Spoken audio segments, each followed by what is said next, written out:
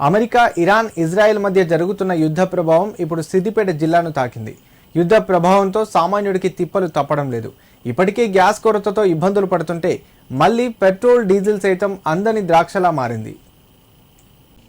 సిద్దిపేట జిల్లా దుబ్బాక పట్టణంలో పెట్రోల్ బంకుల వద్ద వాహనదారులు బారులు తీరారు. యుద్ధం ప్రభావంతో రాష్ట్రంలో పెట్రోల్, డీజిల్ కొరత ఏర్పడుతుందనే భయంతో వాహనదారులు పెట్రోల్ బంకుల వద్దకు ఒక్కసారిగా రావడంతో బంకుల వద్ద రద్దీ ఏర్పడింది. ఓవైపు గ్యాస్, డీజిల్, పెట్రోల్ కొరత లేదని అధికారులు చెబుతున్నప్పటికీ క్షేత్రస్థాయిలో మాత్రం సామాన్యుడికి ఇబ్బందులు తప్పడం లేదు. నిత్యం వాహనదారులకు ఉపయోగపడే ఇంధనం దొరకకపోతే పరిస్థితి ఏంటని ముందుగానే పెట్రోల్ బంకుల వద్దకు బారులు తీరాల్సిన పరిస్థితి నెలకొంది. కొందరు వాహనదారులు పెట్రోల్ దొరకదన్న భయంతో బాటిల్స్, క్యాన్లలో పెట్రోల్ను తీసుకెళ్లి ముందుగానే నిల్వ చేసుకుంటున్నారు. కొన్ని చోట్ల డీజిల్, పెట్రోల్ లేదని నో స్టాక్ బోర్డులు కనిపిస్తున్నాయి.